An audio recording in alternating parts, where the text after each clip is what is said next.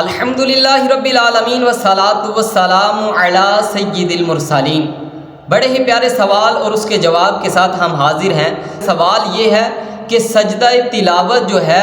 اس کا سنت طریقہ کیا ہے، اور اگر ہم بیٹھے بیٹھے سجدہ تلاوت کر لیں گے تو کیا ہماری سجدہ تلاوت جو ہے وہ ادا ہو جائے گا یا نہیں ادا ہوگا؟ تو پیارے دوستو، اس کا جواب یہ ہے کہ سجدہ تلاوت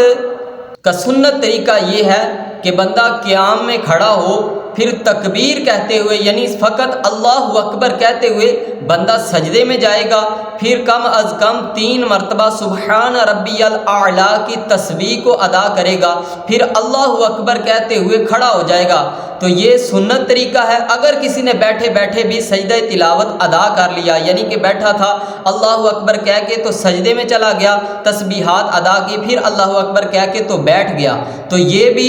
ادا ہو جائے گا اس کا سجدہ تلاوت۔ اور اس کے لیے تکبیر تحریمہ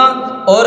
سلام پھیرنا یعنی خروج بسنعی اور تکبیر تحریمہ اس کے لیے ضروری نہیں ہے سجدہ تلاوت کے لیے۔ اسی کے متعلق صدر الشریعہ مفتی امجد علی اعظمی علیہ الرحمہ فرماتے ہیں کہ سجدہ تلاوت کا مسنون طریقہ، سنت طریقہ یہ ہے کہ بندہ کھڑا ہو، اللہ اکبر کہتا ہوا سجدے میں جائے، پھر سبحان ربی الاعلیٰ کی کم از کم 3 مرتبہ تسبیحات ادا کرے، پھر اللہ اکبر کہتا ہوا کھڑا ہو جائے، یہ اس کا سجدہ تلاوت جو ہے وہ ادا ہو جائے گا۔ اور مزید وہ فرماتے ہیں کہ جو